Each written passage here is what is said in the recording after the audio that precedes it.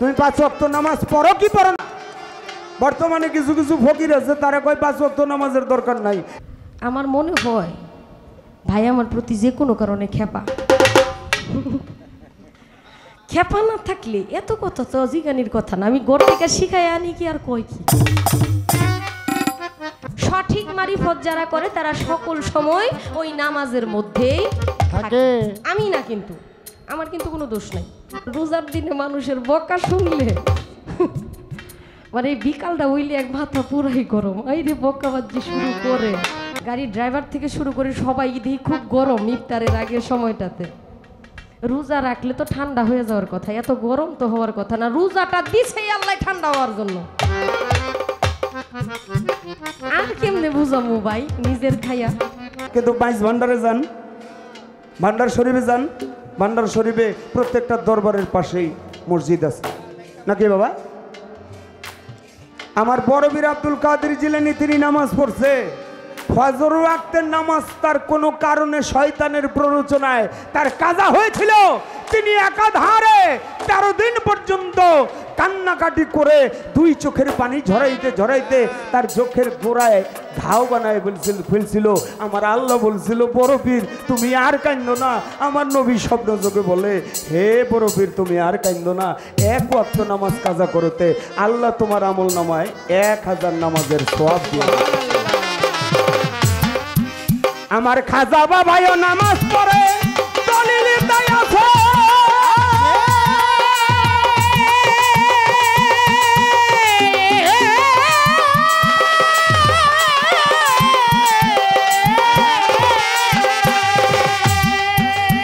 নামাজ তুমি পড়ো কিনা এটা জানতে আমার আছে। তুমি কি বেনামাজি নাকি নামাজ পড়ো? তুমি কি রোজা রাখো? আমার খাজা বাবা সেহরির সময় একটা খেজুর খাইয়া রোজা রাখতো, আবার ইফতারির সময় একটা খেজুর অল্প একটু ছাগলের বরকির দুধ খেয়ে তারপরে তিনি আবার ইফতার করতেন। এটা জীবনী প্রমাণ। তুমি কি সেইভাবে রোজা রাখো কি রাখো না? তাহলে এইটাও তোমার মডিফাই করার দেখার দরকার আছে। তুমি খালি কইবা আর আমি শুনে যাবো, বিষয়টা এরকম না বাবা। এই জন্য ইসলামের দাওয়াত তোমাকে দিতে হবে। তুমি কি আবু জাহেল মার্কা ফকির নাকি আমার রসুলের আদর্শের ফকির? ওইটা আমার জানতে হইব না? অবশ্যই। ওই যে একটা গান আছে না, একদিন রাত্রে অধিক হইল সন্ধ্যা না কেউ ছিল, করিতে গেল নবী ইসলামকারী রে আবু জাহেলের বাড়ি রে, আবু জাহেলের বাড়ি। রাত্রে অধিক হইল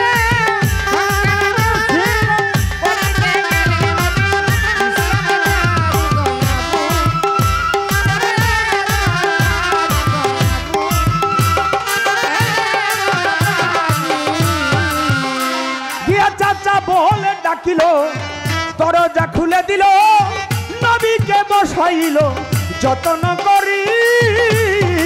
বলে ডাকিল,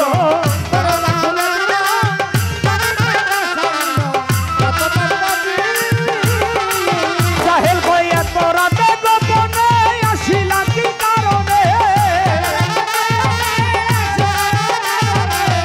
এত রাতে গোপনে আসিলা কি কারণে? পাও ভাতিজা তুমি কইরো না দেরি রে, আবু জাহেলের বাড়ি একদিন রাত্রে অধীর হইল।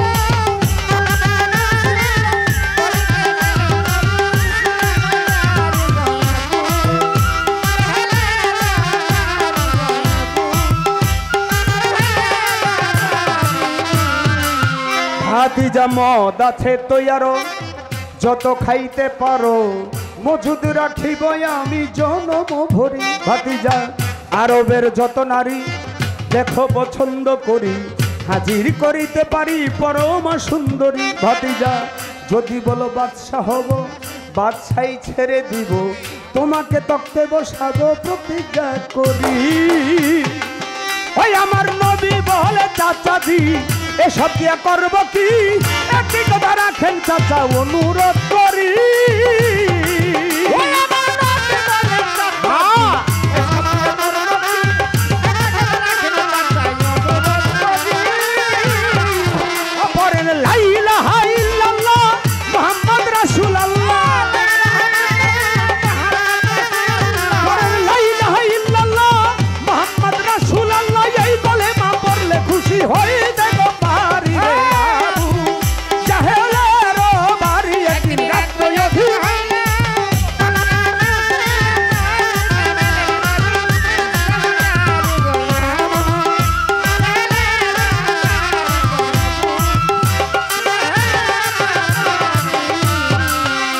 জাহেলেই কথা শুনিয়া হাতে চাবুক নিয়া নবীজির পৃষ্ঠে মারল কয়েকটা বাড়ি।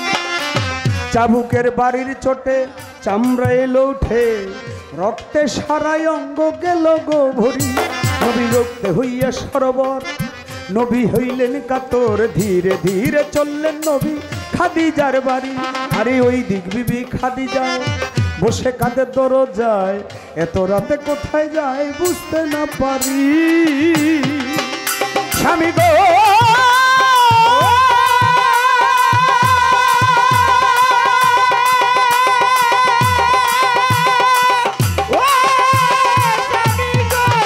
স্বামীটা করেছে এমন কাম, বলেন স্বামী তাহার নাম, নবী বলে আবু জাহেল মাইরাছে বাড়ি।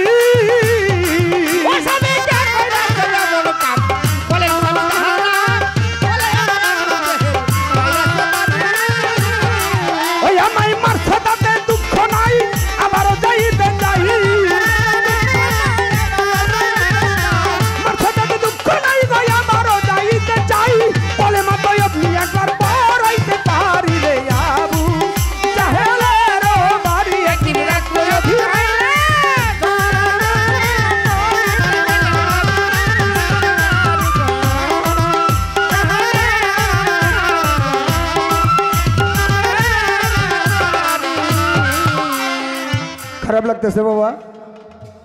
আলহামদুলিল্লাহ। অনেক সুন্দর করে বললেন। আপনি কি ইমানদার? আপনি কি সালাত কায়েম করেন? আপনি কি শরীয়তের পক্ষে?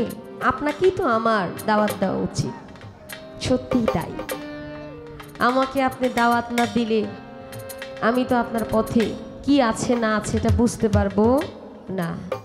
আসলে আমার দয়ার নবী মায়ার নবী এত কষ্ট করেছে, এত আঘাত সহ্য করেছে মানুষকে সঠিক পথ, সত্যের পথ দেখানোর জন্য। এটা কেবল আমার রাসূল পাক সাল্লাল্লাহু আলাইহি ওয়াসাল্লামের জীবনী মোবারক পড়লেই বোঝা যায়, জানা যায়। নবী এমনই ছিলেন। আমাদের যেমন অনেক ছোট সময় দেখতাম ফেরিওয়ালা মাথার মধ্যে চুড়ি, ক্লিপ, হাতে নেল পলিশ নিয়ে আইসা বলতো না কসমেটিক আসছে বাড়িতে। খুব কম দামে কসমেটিকগুলো পাওয়া যাইতো, আবার মানসম্মত ছিল। এর চাইতেও অনেক অনেক বেশি মানসম্মত আমার রাসূল পাকের আজিজি ছিল মানুষের কাছে। গান শুনলাম, রাত্র অধিক হইল, সঙ্গে না কেউ ছিল, করিতে গেলেন নবী ইসলাম ও জারি আবু জাহেলের বাড়ি। আবু জাহেল আমার নবীকে আঘাত করলো, অথচ আমার নবী করিম সাল্লাল্লাহু আলাইহি ওয়াসাল্লাম সেই আঘাতকে কষ্ট মনে না করে আবারও বললেন, চাচা আপনি একবার যদি কালেমাটা পড়তেন। আহা, সেই নবীর উম্মত হয়ে আমাদের ভিতরে কত প্রতিহিংসা। এই প্রতিহিংসার আগুনে আমরা জ্বলে পুড়ে ছারকার হয়ে যাই। কারো ভালো দেখলে আমাদের ভালো লাগে না, কাউকে ভালো কিছু বলতে আমাদের মন সায় দেয় না। বলল, আমি শরীয়তের যে 5টা স্তম্ভ, নামাজ, রোজা, হজ, যাকাত, কালেমা এবং অষ্টসরা, আমাদের হারাম আছে, হালাল আছে, মুবাহ আছে, মাকরু আছে, ওয়াজিব আছে, অনেক কিছু মিলিয়ে শরীয়তের মধ্যে অনেক কিছু আছে। আপনার মারিফতের মধ্যে এগুলো আসলে আপনি কিভাবে পালন করেন? আসলে রজব ভাই, মুখে বলাই এক জিনিস আর ভিতরে ধারণ করাই আর এক জিনিস। জানেন তো, মানুষ বলে হারাম খাওয়া একদম উচিত না, কিন্তু হারাম খায়াও সে হালাল পথে চলতে পারে।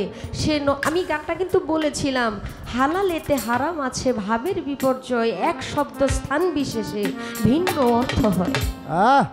হারাম খাওয়া যাবে না। একটা মানুষ যদি অন্যায় কাজ করে, একটা হারাম বস্তু খায়, সে পাপিষ্ট। কিন্তু কবি বলেছে হারাম খাইলে সেই হারামের মধ্যে হালাল আছে, সেটা আমাদের বুঝে নিতে হবে।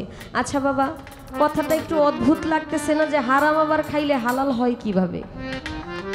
মানুষের আচ্ছা, আমার এক বাবাজি আমার এই কথা শুনে 200 টাকা দিয়েছে, ওনার প্রতি সালাম রইল। রাগ কিন্তু হারাম, রাগ করা হারাম, কিন্তু যারা মারিফতকে বিশ্বাস করে, নিজের মধ্যে ধারণ করে, আল্লাহর ওলিদেরকে বিশ্বাস করে, ওলিদের কাছে বায়াত হইয়া নিজেকে আত্মসমর্পণ করে ফেলছে, তার আর রাগ বলতে কোনো কিছুই নাই।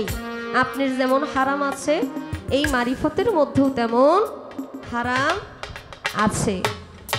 আপনার যেমন ফরজ আছে, এই মারিফতের মধ্যেও ফরজ আছে। আমরা মুখে মুখে বলি আমরা ফরজ কাজ করতেছি, আল্লাহর ইবাদত করতেছি, কিন্তু সেজদার মধ্যে যায়া, রুকুর মধ্যে যায়া মনে মনে চিন্তা হয়ে যায়, আহারে বাহিরে যে গরুটা রাইখাসছিলাম, এই যে তুফান আসতেছে, গরুটা তাড়াতাড়ি আনতে হইব। কিন্তু মারিফত সেই চিন্তা করার সুযোগ নাই। সে যখন ফরজে চলে যায়, সে যখন গুরুর বাক্যের দিকে, গুরুর মুখের দিকে তাকায় থাকে, তার সংসারই যে আছে সেটা সে ভুলে আসলে প্রত্যেকটা জিনিসেরই দুইটা দিক আছে। পবিত্র কোরআনের মধ্যে 114টা সূরা, তাই তো বাবা? আমার কথা বুঝতে অসুবিধা হচ্ছে না তো? আচ্ছা, সূরা ফাতিহা সর্বপ্রথম সূরা ফাতিহা। এই ফাতিহার আরেকটা নাম, সেটা হলো উম্মুল কোরআন। তাকে কোরআনের জননী বলা হয়। একটা সূরার দুইটা দিক। আমরা জানি সূরা বাকারা। আচ্ছা, সূরা বাকারার বাংলা অর্থ জানি না আমরা? এটা কিন্তু একটা গাভী দিয়ে এই সূরাটা নাজিল হয়েছে। এই সূরার মধ্যে বলা হয়েছে হলুদ বর্ণের একটা গাভী আমার মালিকের নামে যেন উৎসর্গ করা হয়। আচ্ছা বলেন তো বাবা, এই পৃথিবীর বুকে আজ পর্যন্ত কেউ হলুদ রকমের টাগরা গাভী দেখছেন? গাভী কিন্তু হলুদ হয় না। একটা মানুষ যখন পরিপূর্ণ সঠিক থাকে, তার যৌবন গায়ের মধ্যে আসে, যে হাল চাষ করে নাই, অন্যায় পথে নিজের সম্পদকে অপচয় করে নাই, সেই হলো একটা হলুদ গাভী, যার গায়ে যৌবন আছে। প্রত্যেকটা সূরারই দুই রকম মত আছে। ঠিক তেমনি ভাবে আপনার শরীয়তের মধ্যে হারাম হালাল যেরকম আছে, মারিফতের মধ্যেও ঠিক তেমনি ভাবে হালাল হারাম আছে, কিন্তু মারিফত সেটা নিজের মধ্যে ধারণ করে। মনমোহন সাহেবের একটি বাণীর মধ্যে আছে, সেই হইয়াছে মানুষ রতন, সব থইয়া যার কিছু নাই, পরশমণি সরস ধ্বনি প্রেম সাগরে খেলছেলায়, সে হইয়াছে মানুষ রতন, সব থইয়া যার কিছুই নাই। বাড়ি ঘর থাকতেও, সন্তান থাকতেও, বউ বাচ্চা থাকতেও তার কাছে যেন কিছুই নাই, এটাই হইল মারিফত। একটা গান আগে করি, এরপর আপনার বিষয়টা আমি আর একটু সুন্দর করে বলার চেষ্টা করবো ইনশাআল্লাহ।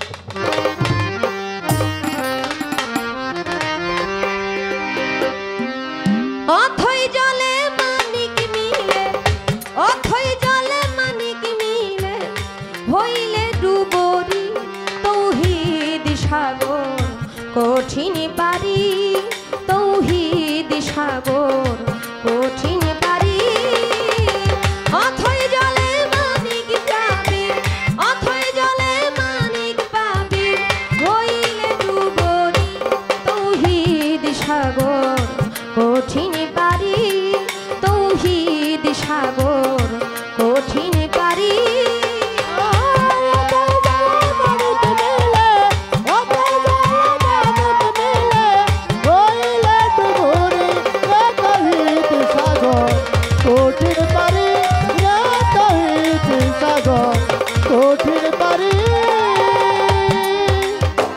তৌহিদে ডুবিলে রে মন, খুলে যাবে গুপ্ত নয়ন, তৌহিদে ডুবিলে রে মন, খুলে যাবে গুপ্ত নয়ন, নিদ্রা ছাড়া দেখবি নয়ন, নিদ্রা ছাড়া দেখবি স্বপন, নিদ্রা ছাড়া দেখবি স্বপন, কলম হবে জারি তৌহিদ সাগর, কঠিন পারি তৌহিদ সাগর, কঠিন পারি। অথই জলে মানিক পাবি, অথই জলে, অথই জলে মানিক পাবি, হইলে ডুবরি তৌহিদ সাগর, কঠিন পারি তৌহিদ সাগর, কঠিন পারি। ওরে চলে সাগর ত্রিধারাতে,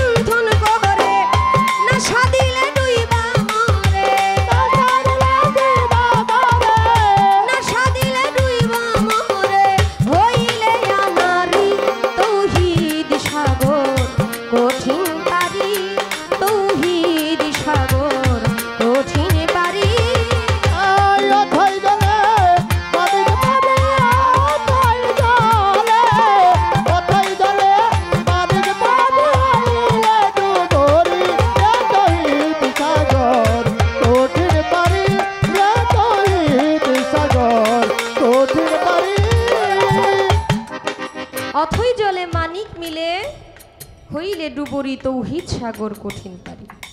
আপনাদের কষ্ট হইতেছে বাবারা ভাইয়েরা? আমরা যে কথা বলতেছি খারাপ লাগতেছে আপনাদের? আচ্ছা আলহামদুলিল্লাহ, ভালো লাগলেই ভালো। শরীয়তের 5টি চম্বক, নামাজ, রোজা, কালেমা, হজ, যাকাত। তো আসলে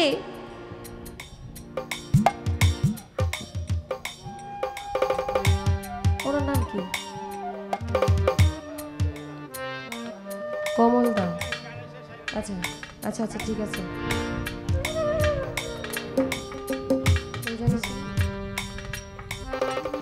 নামাজ, রোজা, কালেমা, হজ, যাকাত। মারিফতের মধ্যে নামাজ, রোজা, কালেমা, হজ, যাকাত আসলে কি?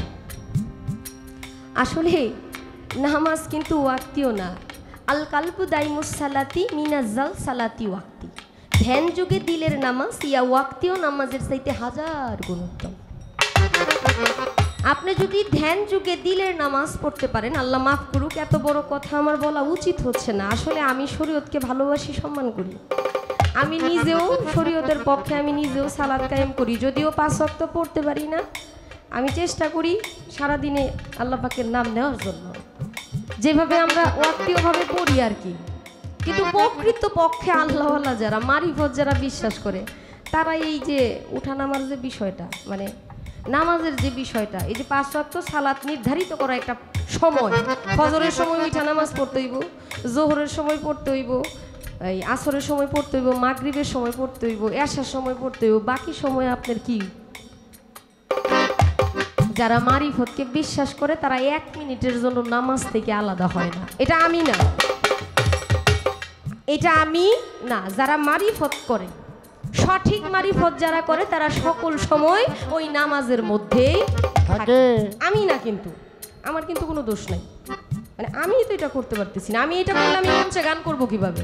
আমি যে আপনাদের সাথে কথা বলতেছি, এই সময়টা তো আমার অযথাই যাচ্ছে। যারা মারিফত করে তারা কথা বলার সময় নাই। তো আপনি একজনে বকতেছে, এটা দেখারই সময় নাই তার। আপনি তাকে বকা দিতেছেন, এটা তার খেয়াল নাই, কারণ সে তো আপনার দিকে নাই, সে তো আরেক জায়গায় আছে। এই মারিফতের নামাজ হইল এইটা। যাকাত কি? যাকাত হইল নিজেকে আত্মসমর্পণ কইরা নিজের ভিতরে যা কিছু ছিল আমিত্ব। সদরুদ্দিন চিশতি ওনার কোরআন দর্শনের মধ্যে বলছে, যার ভিতরে যত বেশি আমিত্ব তার ভিতরে তত বেশি শয়তান। যে আমিত্বকে বর্জন করতে পারছে তার যাকাত সেখানেই হয়ে গেছে। তাহলে হজ করব কোথায়? এই যে আমার ইউটিউবার ভাইয়েরা, কথা গাইটা গাইটা দিয়েন না, জীবনটা খুব ঝামেলার উপরে। কি কইছি বুঝছেন? মানে আমার আব্বা একটা কথা কইছিল, খাদিজা রাস্তাঘাটে চললে একটু সোজাভাবে দেখা টেকা চললো। হঠাৎ করে আব্বার কথার সাথে আমি কইলাম, আব্বা আমি তো দেখেই চলি, কিন্তু আরেকজন যায় আমার উপরে উঠে পড়ে। মানে আমি চলতেছি ঠিকই, আইসা আমার ধাক্কা মেরে ধরছে। ওই এরপরও তোমার সতর্ক থাকতে হবে। আমি তো কারো ক্ষতি করতে চাই না। একজন আয়া যদি আমার উপরে পড়ে যায়, আমি কি করতে পারি বলেন তো? দয়া করে ভাই আমার বিপদে ফেলায়েন না, আপনাদের কাছে অনুরোধ। হজ করবেন কোথায় যায়? যিনি মুর্শিদ তিনি রাসূলি, হাতে নাই কোনো ভুল, খোদাও সে হয়। মুর্শিদের দরবার ভক্তের কাবা ঘর, জান্নাতের হাওয়া সেথায় বইয়া যায়। বিশ্বাস ভক্তি পাবিরে মুক্তি, কে জানে কার ভাগ্যে হয়। হজ তো ওইখানেই হয়ে যায়। কি গেল? নামাজ গেল, যাকাত গেল, হজ গেল, এখন আইলো রোজা। আপনার গানের মধ্যে শুনলাম 11 মাস পরে আসে রোজা, ঘরে ফিরে 1 মাস রোজা রাখার কথা। ভাই রে, মারিফত এমন জিনিস, চুল তো রাইখা বয়ে রইছেন, এরা সারা বছরই রোজা রাখে, বুঝছেন নি? রোজা সারা বছরই রাখে, আমি কিন্তু না। রোজাটা এমন জিনিস, সারা বছরই সে রোজা রাখে। আপনার মুখকে আপনি হেফাজতে রাখবেন, আপনার মুখকে আপনি হেফাজতে রাখবেন, মিথ্যা কথা বলবেন না। এই মুখের রোজা। আপনার এই চোখ, আপনি ফেসবুক চালাইতেছেন, মোবাইল চালাইতেছেন, অনেক কিছু সামনে চলে আসছে, আপনি দেখাও না দেখার ভাঙ করে যেটা আপনার দরকার সেটাই দেখলেন, বাকিটা দেখলেন না। চোখের রোজা। আপনার এই হাতটা, যে জিনিসটা ধরার কথা না, মানে ওইটা আপনার জিনিস না আরেকজনের, ওই জিনিসটা আপনার হাত দিয়ে ধরলেন না, হাতের রোজা। আপনার পা দিয়া যেদিকে যাওয়ার কথা না সেই দিকে আপনি গেলেন না, এটা আপনার পায়ের রোজা। তাইলে প্রত্যেকটা মানুষের অঙ্গ প্রত্যঙ্গে সব কিছুর মধ্যে রোজা আছে। আল্লাহ পাক তার জিম্মিদার হয়ে যায়, আমার রাসূল পাক নিজে তার সুপারিশদার হয়ে যাবে, তার জন্য সুপারিশ করবে। আমার রাসূল পাক নিজে বলছে যে তার জবান এবং লজ্জাস্থানকে হেফাজত করছে। তাহলে রোজা তো সবসময়ের জন্য। 1 মাস রোজা রাখলেন, 1 মাস রোজা রাখার পর পরবর্তীতে আর কোনো খবর নাই, মানুষের বকতেছেন। রোজার দিনে মানুষের বকা শুনলে মানে বিকালটা হইলে এক মাথা পুরাই গরম, এই রে বকাবাজি শুরু করে, কিছু কইতেই খুব সেইটা যায়, কথাই কওয়া যায় না। গাড়ি দিয়া যখন কোথাও যাওয়া আসা হয়, গাড়ির ড্রাইভার থেকে শুরু করে সবাই দেখি খুব গরম ইফতারের আগের সময়টাতে। রোজা রাখলে তো ঠান্ডা হয়ে যাওয়ার কথা, এত গরম তো হওয়ার কথা না। রোজাটা দিছেই আল্লাহ ঠান্ডা হওয়ার জন্য। আর কেমনে বুঝামু ভাই নিজের খাইয়া? আরো আরো আরো কোয়া লাগবো? কবিতার গানের ভাষায় কি বললেন?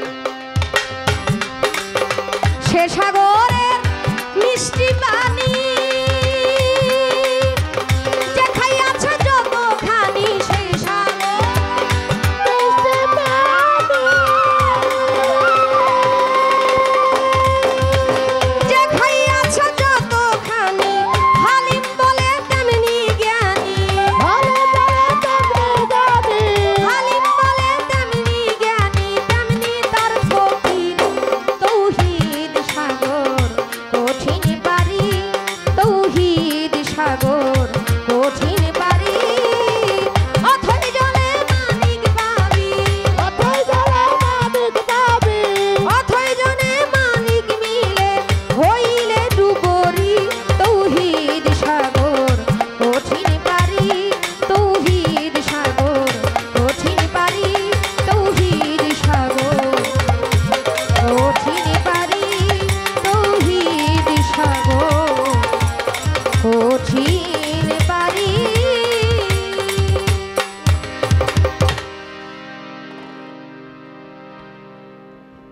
চেষ্টা করলাম ওনার কথার জবাব আমি আমার মারিফতের ভূমিকা থেকে দেওয়ার জন্য। ভুল বেয়াদবি সকলেই ক্ষমা করবেন। একটু ছোট্ট করে বুঝতে চাই, জানতে চাই,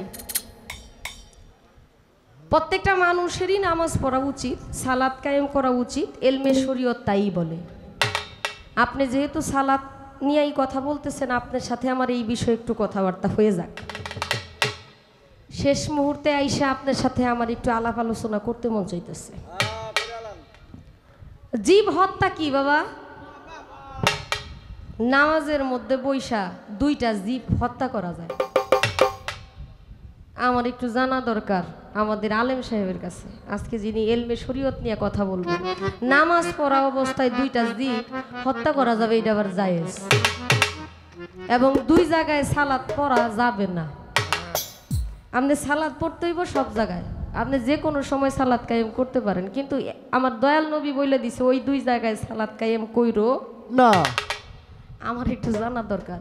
আচ্ছা, আমার দয়াল নবী কেন না করলো 2 জায়গায় সালাত কায়েম করা যাবে না, এবং 2টা বস্তুকে মানে 2টা জন্তুকে, 2টা জীবকে হত্যা করার জন্য? জীব হত্যা মহাপাপ, তাহলে ওইখানে নামাজের মতো একটা পবিত্র জায়গায় দাঁড়ায়া জীব হত্যা করতে হবে, এটা কেমন যুক্তি হইল? আপনি একটু বলবেন ভাই। আপনার কাছে আমার একটু অনুরোধ রইল। আমার মনে হয় ভাই আমার প্রতি যে কোনো কারণে খেপা। খেপা না থাকলে এত কথা তো জিগানির কথা না, আমি গোর থেকে শিখাই আনি কি আর কই কি? হ্যাঁ, বারে বারে কই ভাই মঞ্চে গেলে একটু দেখেন বিষয়টা। এমন ভাবে একটা আলোচনা করে মন চাইছে যে আমার এসে চিনেই না। আবার যাওয়ার সময় কয় তুমি কিন্তু আমার চাইতে পায় না একটু বেশি নিছো, ভাগ দিও। এই বুঝি কাম কাইস না, আরেকদিন খালি টাকাটা চাইয়া দেখেন কি করি আমি। একটু মায়া দয়া রাখেন, বেড়া মানুষ এত নিদয়া হয় না আপনার মতো। গান গাইছেন ভালো কথা, নবীজির নিয়ে গান গাইছেন ভালো কথা, একটা বিচ্ছেদ গাওয়া উচিত ছিল না আপনার? আপনি কেন আমার উপর এটা ছাইরা দিলেন কন্ত দেখি? খালি সব দিক দিয়ে ঠগাইতে চান। 27 বছর ধরে পালা গান গান, এখনো কি আপনি এটা বুঝেন না মানুষের ঠগানি উচিত না? মিয়া ভালো হন, শেষ বয়সে একটা পাউ পড়ে গেছে, একটু ভালো হন। একটা বিচ্ছেদ গান গাওয়া উচিত না এখন আমার? একটা বিচ্ছেদ গান গাই। হ্যাঁ, বন্ধুর প্রেমে পাগল আমি, বন্ধুর প্রেমে পাগল আমি, গৃহেতে মন বসে না, আমার মনে মানে না মানা, ও কি না না না গো, আমার মনে মানে না মানা, বন্ধুর প্রেমে পাগল আমি।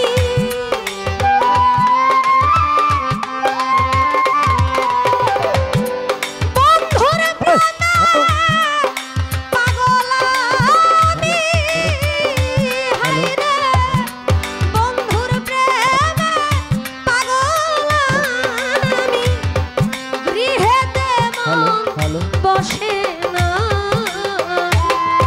আমার মনে মানে না মানা, ও কি না না না গো, আমার মনে মানে না মানা।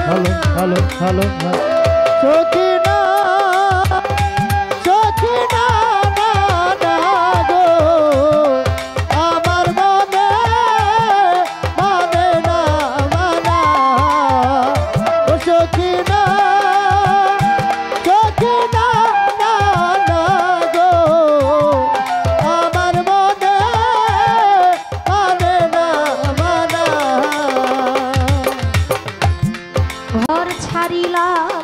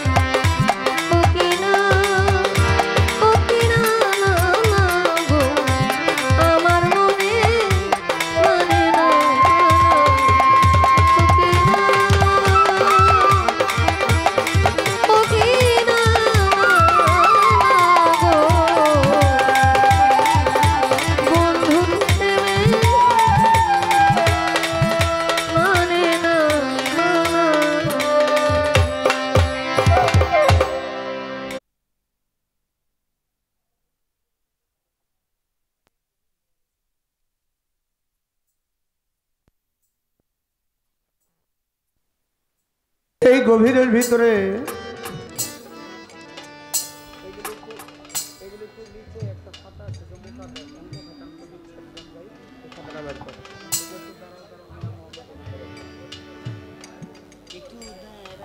আমরা অনেক সুন্দর জবাব শুনতে পারলাম, কিন্তু সব কথার ভিড়ে আমার একটা কথা বেশি একটা ভালো লাগে নাই। কথাটা হলো বলে আপনাদের কলেমা আছে, আপনাদের সালাত আছে, নামাজ আছে, 5 ওয়াক্ত নামাজ, তবে এটা আসলে 5 ওয়াক্ত নামাজ বলে কোনো ধরা বাঁধার নিয়ম নাই। এইটা কমাইলেন কেন? এটা বাড়ান, হ্যাঁ এটা বাড়ান, লাউড করেন আরো। কি আছে? কোরআন শরীফে বলছে দাইমুস সালাতের কথা, স্মরণ সংযোগ আমরা করতে থাকি।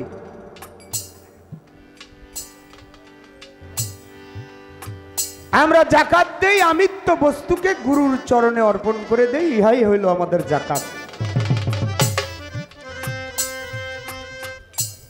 কিন্তু আপনি দাইমুস সালাতের আয়াতের যে ব্যাখ্যাটা দিচ্ছেন, এই ব্যাখ্যাটার ভিতরে কি আপনি ভালো করে একটু খেয়াল করে দেখছেন? এই আয়াতটা বাংলাদেশের বর্তমানে সমস্ত শিল্পীরাই কয়। আমাদের ওই যে সাধক রজ্জব চাঁদের একজন ভক্ত, নাম হইল তার বেনজির হক চিস্তি, তার একটা কিতাব লিখছে, তিনি হইল, সেই কিতাবের নাম হইল বেহুশের চৈতন্য দান। এই বেহুশের চৈতন্য দান আর সদরুদ্দিন চিস্তি সাহেবের মাওলার অভিষেক, এই দুইটা বই নিয়ে কিছু শিল্পীরা লড়াচড়া করতেছে, এর বাইরে আর তারা যায় না। এই আয়াতটা আপনারা বলেন, এই আয়াতটার ব্যাখ্যা যখন করেন তখন এইটার ভিতরে ভালো করে জ্ঞান খাটাননি। আপনারা কোন কি? আপনারা আগে বলতেছেন 5 ওয়াক্ত নামাজ নাই, কোরআন শরীফেও নাই, কোনো দলিলে নাই, কিন্তু ব্যাখ্যা যখন কোন তখন 5 ওয়াক্ত নামাজ যে আছে এইটা আপনারা ব্যাখ্যাই কোন, কিন্তু পরে আর কোন না। আচ্ছা, এটার ব্যাখ্যায় কি বলে? এই সালাত, দাইমুস সালাত 5 ওয়াক্ত নামাজ হইতে উত্তম বলে না? উনি বলছে না? তাহলে 5 ওয়াক্ত যে নাই, আপনার ব্যাখ্যায় তো তাই কয় না। 5 ওয়াক্ত নামাজ যে খারাপ তাই কয় না। 5 ওয়াক্ত নামাজ আছে, তবে দাইমুস সালাত উহা হইতে উত্তম, তবে এইটা যে খারাপ এই কথা বলে না। 5 ওয়াক্ত নামাজ যে নাই, এই আয়াতের ব্যাখ্যায় কিন্তু তাই বলে না। আপনি কিন্তু আগে তাই বলছেন যে 5 ওয়াক্ত নামাজ নাই, তো 5 ওয়াক্ত নামাজ নাই ব্যাখ্যাটা আপনি ভালো করে বিচার করে দেখছেন, ব্যাখ্যায় যে কি কয়? ওই যে একটা কথায় কয়, আগের নাও যেদিকে যায় পিছের নাও সেই দিকে যায়, আগের নাও কই যায় এটা দেখে তারপরে যাইন, এটা আপনি আমাকে ভালোবাসেন, আমি আপনাকে ভালোবাসি বিদায় এই জন্য এই কথাটা বলছি। জানলেই একজনে শুনলেই আপনি পুইরেই ব্যাখ্যা। এই জন্য আমার সাধক রজ্জব চাঁদের, যিনি ভক্ত ছিল, আমার জন্মদাতা, আমার গানের গুরু চাহক দেওয়ান, তিনি বলছে তার একটা গানের বাণীর মধ্যে, কোরআন পড়ো অর্থ করো, জেনে লও নক্তা জের জবর, কোরআনে পেয়েছি খবর। খালি আয়াতগুলি পড়লেই হইব না, ব্যাখ্যাগুলি জানলেই হইব না, ওটার ভিতরে কি কইছে ওইগুলি বুঝতে হইব। এটা না বড় বড় কথাটা, ওই যে ওটার ভিতরে।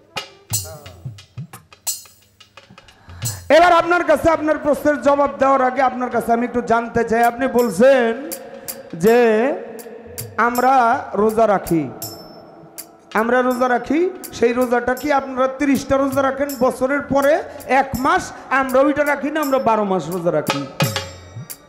12 মাস রোজা কি? চোখের রোজা রাখি, কুদিকে তাকানো যাবে না, হাতের রোজা রাখি, খারাপ জিনিস ধরা যাবে না, পায়ের রোজা রাখি, খারাপ জায়গায় যাওয়া যাবে না, মুখের রোজা রাখি, আবল তাবল কথা বলা যাবে না, খারাপ কথা বলা যাবে না, কানের রোজা রাখি, কানে খারাপ কথা শোনা যাবে না, ভালো কিছু শুনতে হইব, নফসের রোজা রাখি, উহাকে তুমি কন্ট্রোল করো। ফকির সাহেব, আপনার নফসের রোজা যদি রাইট খাই দিলেন এক লোকে, তে আপনার জামাইটা থাকবো কেমনে? কি আপনি একবারে বড় ফকির হয়ে গেছেন রসুলের উপর দিয়া না? আমার নবীর ছেলে সন্তান ছিল না, ছিল কন্যা সন্তান ছিল না, 4 জন ছেলে ছিল, তারা শিশু অবস্থায় মারা যায়। উম্মে কুলসুম, মা ফাতেমা, এরা কি রোকেয়া, জয়নব, এরা কি নবীর জন্ম থেকে তার স্ত্রীর গর্ভ থেকে পৃথিবীতে আসছে না? আচ্ছা, খাজাও আবার 3 ছেলে 1 মেয়ে, এইটা 2টা স্ত্রীর গর্ভ থেকে জন্ম দিছে। আমার বড় বীর আব্দুল কাদের জিলানী যে হইল মারফতের খনি, তার 49 জন সন্তান। এনে আপনার নফস রোজাটা কোন জায়গায় খাড়াইবেন, খাড়াইন বলা করে আমাকে ধরো। ওই যে আরে না কইলেও তো হয় না রে। কাবুল ভাই কয় ছোট করেন, আমি তো ছোট করবার চাই, কিন্তু লম্বা করে দিছি তো সে। আমার কয় আপনি বিচ্ছেদ গাইলেন না? আরে আমি বিচ্ছেদ গাইছি, কিন্তু বিচ্ছেদের ভাব আপনি বুঝেন নাই, কারণ আপনি আমারে বলছেন আপনার 1 পাও গেছে কবরে, আপনার শেষ বসে গান গাইবেন। আরে পাও আমার একটা গেছে না তোমার একটা গেছে, এইটার শিওর তুমি বলতে পারবা না, শিওর তুমি বলতে পারবো না। 27 বছর 87 বছরও গান গাইতে পারে আমার আল্লাহ, সব পারে। আবার তুমি আজকের পরে কালকে তুমি গান নাও গাইতে পারো, এর শিওর তুমি দিতে পারবা না। এক ফকির ডাক দিয়ে কয় বিয়ে তো করলাম না, তো বিয়ে করি। বিয়ে করছে, বিয়ে করে 1 যুগ 12 বছর হয়ে গেছে। বউ কয় 12 বছর হইল সন্তান আদি দিলা না, মা ডাক শুনতে পারি না, এটা কোনো কাম হইল? আস্তে আস্তে আস্তে গানের মাঝে কথা কই না বাবা, এইভাবে গানের না না না না গানের ভিতরে কথা কই না বাবা, তাইলে এই ভিতরে মঞ্জিল ভেঙে যাবো। না না না, এই পেশাল জানলেও ওই আপনার গানে গামো না, অনেক আপনি যেটা কইছেন আপনার গানে গামো না, আমার দ্বারা হইব না। গানের ভিতরে কথা কইলে ভিতর ভেঙে যাবো গা, ওইটার কইেন না, আপনার গান গামো না, এলা আপনি যা মনে করেন করেন গা। আমার মা বাবা আমি শুনতে পারলাম না। ফকির সাহেব বলছিল, শোনো, তরিকতের জগতে গুরুরে আমি বাবা ডাকি, আমি হইলাম তোমার গুরু, তুমি হইলে আমার ভক্ত, তুমি আমার বাবা ডাকবা, এইটাই হইল মুখ্য বিষয়। ওই রাস্তা দিয়ে আলেম সাহেব যায়, আলেম সাহেবের কাছে ওই স্ত্রী ডাক দিয়ে কয়, হুজুর আপনি একটা মীমাংসা করে দেন, আমার যদি সন্তান না হয় তাইলে এই ফকিরিটা লাশ ফিনিশিংয়ের তরিকতটা ধইরা রাখবে কি? তখন ফকিরকে ডাক দিয়ে বলছিল, ফকির তুমি বেশি ফকিরি করো না রসুলের উপর দিয়া, তুমি বেশি ফকিরি করো না বড় বীরের উপর দিয়া, তুমি বেশি ফকিরি করো না খাজা বাবার উপর দিয়া। আমার এইখানেই আপনার কাছে প্রশ্ন, আপনি বলবেন বাচ্চা জন্ম হইব তার নফস রোজাও ঠিক থাকবো, এটার বিষয়টা কিভাবে আপনি একটু বলবেন? আমার সন্তানও হবে, নফস রোজাও থাকবে, তাতে রোজা ভঙ্গ হবে না, এটা কিভাবে? একটা গান করি, গানের পরে তার কিছু জবাব দিব। একটা গানের অনুরোধ, আসলে এটা অনুরোধও, তারপরে আমার পালায়ও পড়ে, আমি চেষ্টা করবো এই গানটি রাখার জন্য। সারবার ধরুন।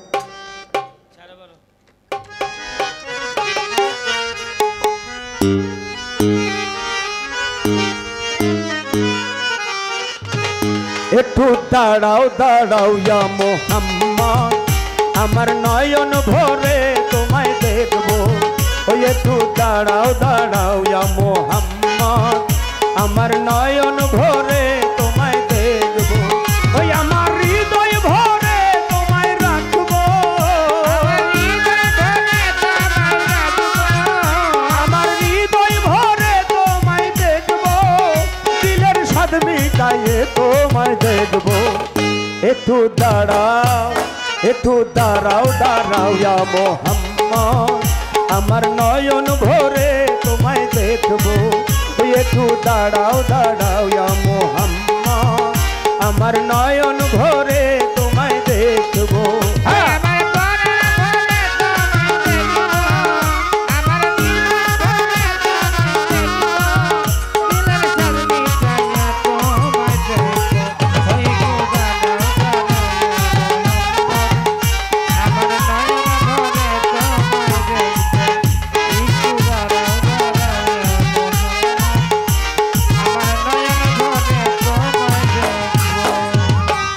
রাত্র ছিল নবী উম্মে হানির ঘরে, জিবরাইল আসিয়া তখন বলে বিনয় করে। এক রাত্র ছিলেন নবী উম্মে হানির ঘরে, জিব্রাইল আসিয়া তখন বলে বিনয় করে, বলেছে আল্লাহ পাকে মেরাজ হবে আপনার সাথে, বলেছে আল্লাহ পাকে মেরাজ হবে আপনার সাথে। মেরাজে গেলেন নবী আলাপন হবে ও ছবি, মেরাজে গেলেন নবী আলাপন হলো ছবি। এর এই মাঝে 27 বছর হইয়া গেল গত, আল্লাহ বলে আমার হাবিব আমারই মতো।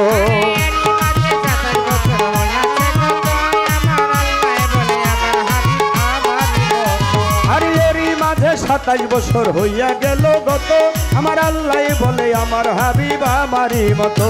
তুমি আরো কিছু সময় থাকো, তুমি আরো কিছু সময় থাকো, আমার নয়ন ভরে তোমায় দেখবো। একটু দাঁড়াও, একটু দাঁড়াও, দাঁড়াও ইয়া মোহাম্মদ, আমার নয়ন ভরে তোমায় দেখবো। ওই একটু দাঁড়াও, দাঁড়াও ইয়া মোহাম্মদ, আমার নয়ন ভরে তোমায় দেখবো।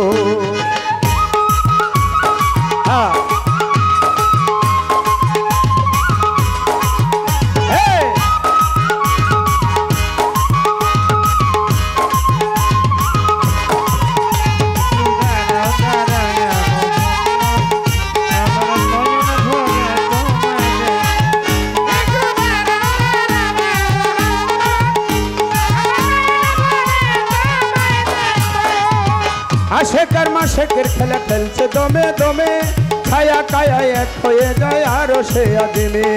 আশেকের মাশেকের খেলা খেলছে দমে দমে, ছায়া কায়া এক হয়ে যায় আরো সে আদিমে। আশেকের মাশেকের খেলা খেলছে দমে দমে, ছায়া কায়া এক হয়ে যায় আরো সে আদিমে। মেরাজের যা ঘটনা করিল সব বর্ণনা, পাঁচক্ত নামাজ হবে শরীয়ত জারি হবে। মেরাজের যা ঘটনা করিল সব বর্ণনা, পাঁচক্ত নামাজ হবে শরীয়ত জারি হবে। সালাতুল মেরাজুল মুমিন বলছে পয়গাম্বরে, সালাতুল মেরাজুল মুমিন আল্লাহ পাকে বলে। নূর নবীজি নূরতে আল্লাহ যার হৃদয়ে থাকে, সালাতুল মুমিনের মেরাজ বলছে আল্লাহ পাকে, ওরে নূর নবী নূরটা আল্লাহ যার কলবে থাকে। ইব্রাহিম কো ইয়া রাসূলুল্লাহ, ইব্রাহিম কো ইয়া রাসূলুল্লাহ, আমার দিলের কাবায় তোমায় রাখবো। একটু দাঁড়াও, একটু দাঁড়াও, দাঁড়াও ইয়া মোহাম্মদ, আমার নয়ন ভরে তোমায় দেখবো। একটু দাঁড়াও, দাঁড়াও ইয়া মোহাম্মদ।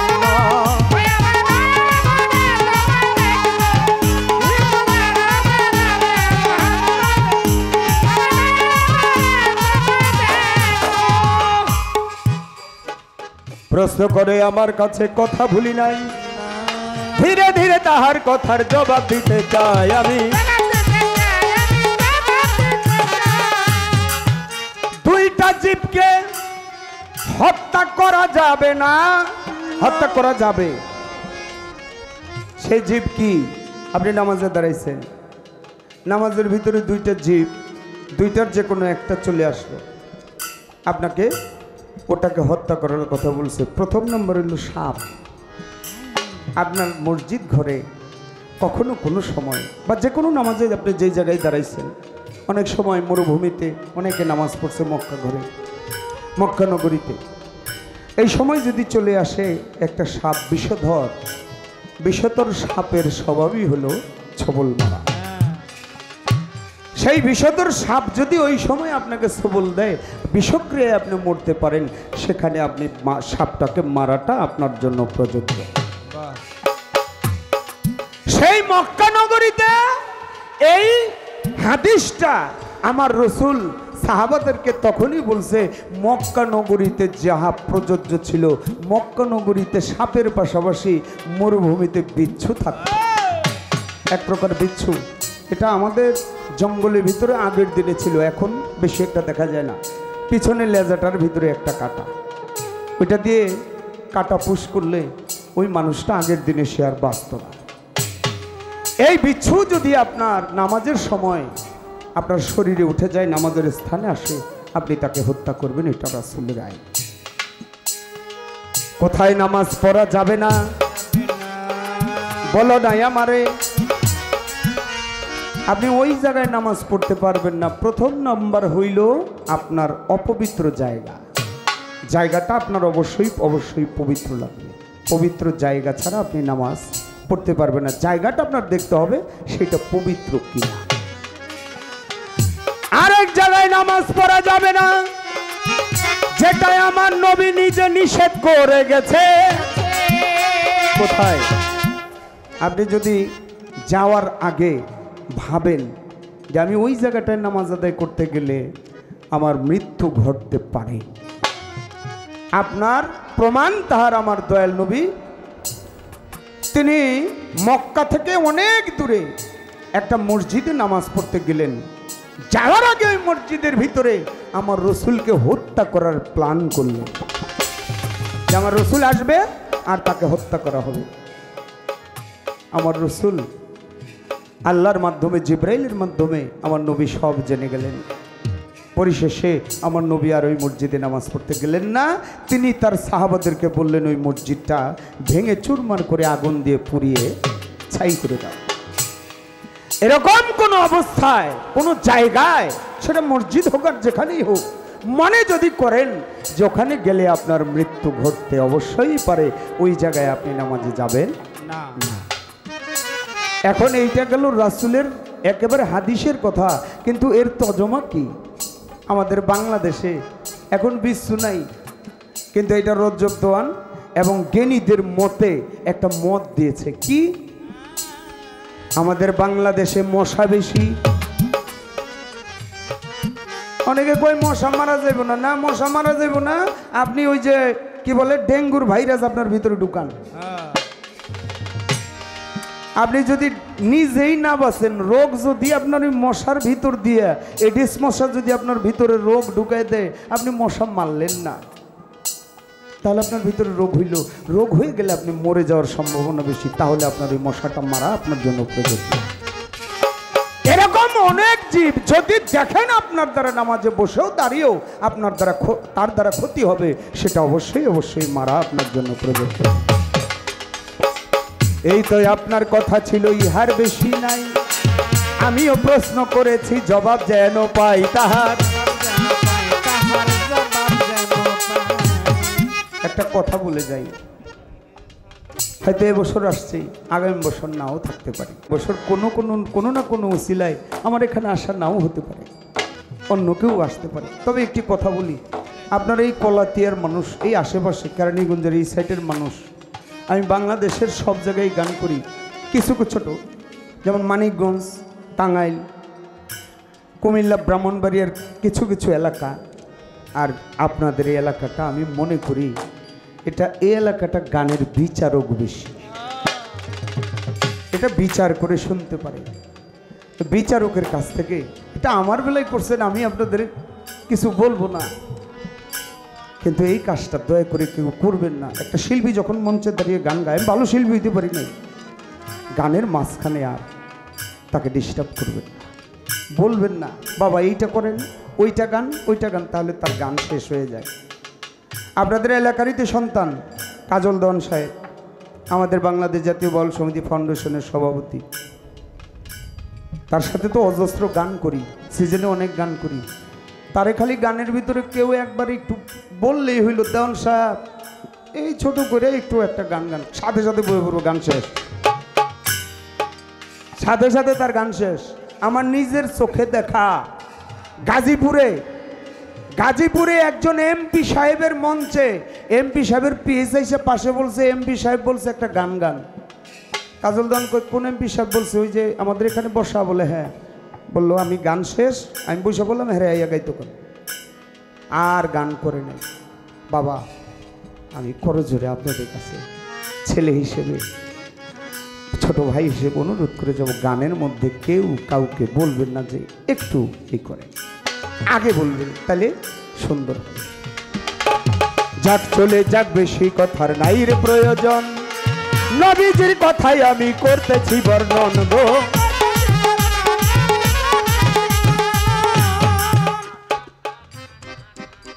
আমার নবী করিম সাল্লাল্লাহু আলাইহি ওয়াসাল্লাম তিনি একদিন মসজিদে নববীর বারান্দায় বসা, হঠাৎ করে মা ফাতেমা চলে আসছে, বাবা আজকে না ঈদ? আজকে ঈদ? তাহলে আপনি এখনো বসা? আমি বসা আছি, আমি তো বাড়িতে যাব না। কেন যাবেন না? আজকে আমার একটা কথা মনে পড়ে গেছে। কি কথা বাবা? আমার মা আর বাবার কথা।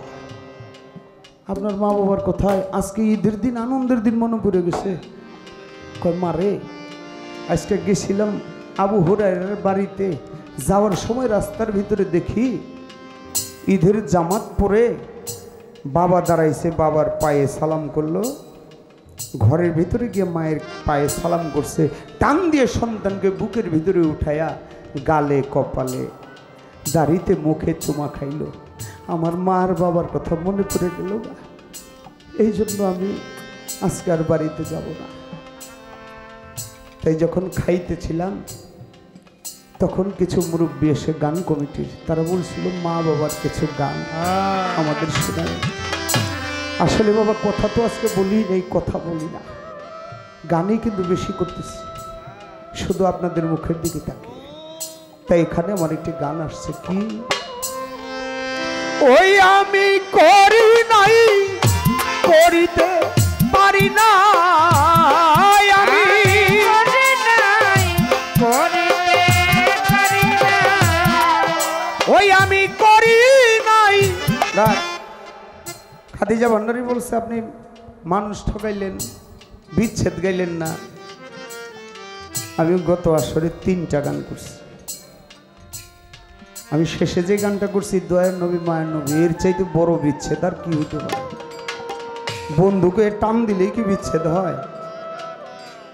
এখন এই আপনাদের যুগে কিছু কিছু শিল্পী, ইউটিউব মার্কার শিল্পী, আপনাকে আমি বলি না, আপনি তার বাইরে, ইউটিউব মার্কার শিল্পী, তার ওই বন্ধুরে টান দিলেই মনে করে যে এইটাই বিচ্ছেদ। বিচ্ছেদ কোন জায়গায় লুকে রয়েছে একটু শোনেন, বুঝবেন। ওই আমি করি নাই, করিতে পারি না, আমি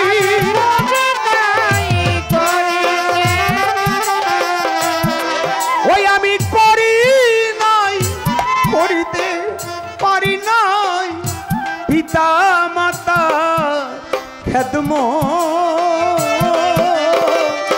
করিও নবীর উম্মত, করিও নবীজির উম্মত।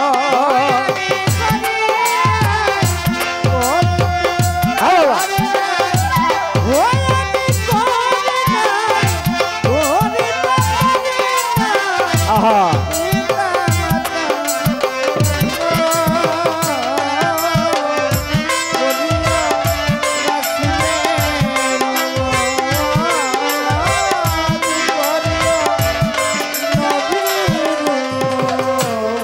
জন্মের আগে পিতা মরেছে, মা মরেছে শিশুকালে, নবী কই আমি এতিমে নিখিলে রে, জন্মের আগে পিতা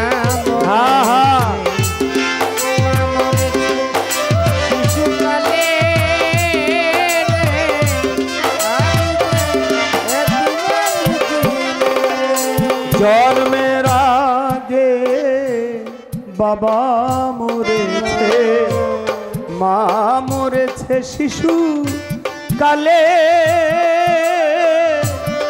আমি এতিম এ নিখিলে, ওই আমার পিতাকে আমার মাতাকে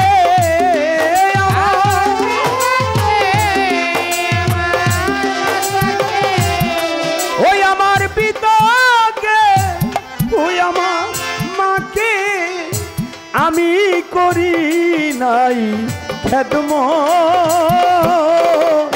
করিও নবীর উম্মত, করিও নবীজির উম্মত।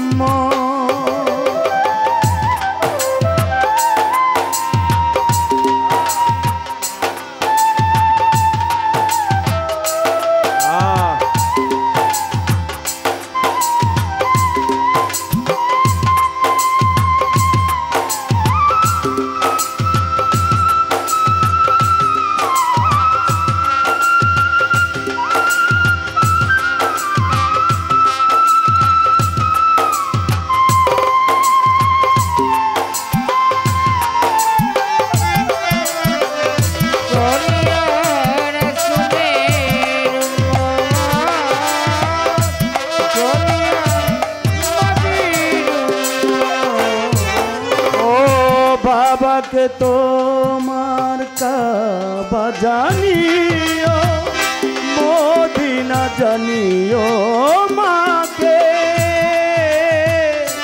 যদি গো বাঁচিয়া থাকে রে বাবাকে তোমার জানিও মদিনা জানিও মাকে মা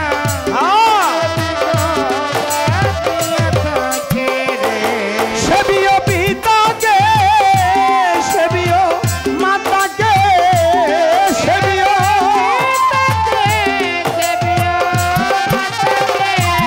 সেবিও পিতাকে, সেবিও মাতাকে, কাবার চেয়ে বড় সম্পদ করিও নবীর উম্মত, করিও নবীজির উম্মত।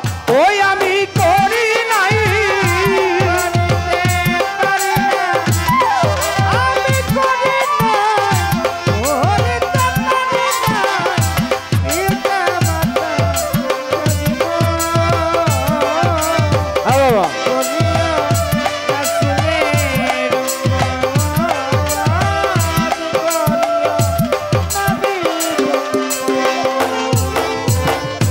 বাবারও মুখেতে মায়ের মুখেতে তুলিয়া দিল যে খানা,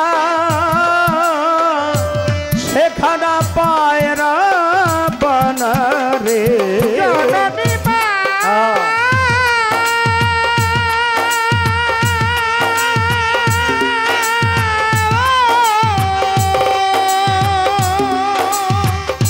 ও দুঃখী মা জননী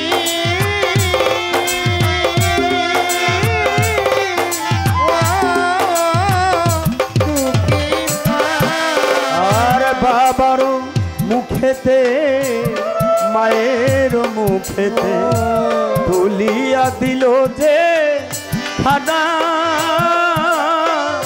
সেখানা পায়রা বানা। শাহলম সরকার বলে সবার দরকার, শাহলম সরকার বলে ভাই দরকার শাহলম সরকার বলে সবার দরকার, পিতা মাতার নে বর্গ করিও নবীর উম্মত, করিও নবীজির উম্মত। ওই আমি করি নাই,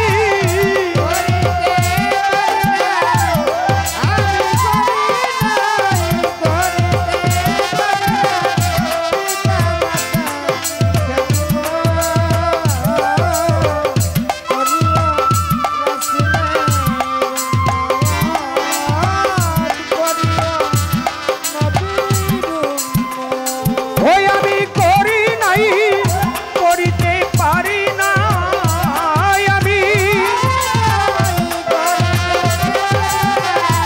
ওই আমি করি নাই, করিতে পারি নাই, পিতা মাতার খেদমত করিও নবীর উম্মত, করিও নবীজির উম্মত, করিও নবীজির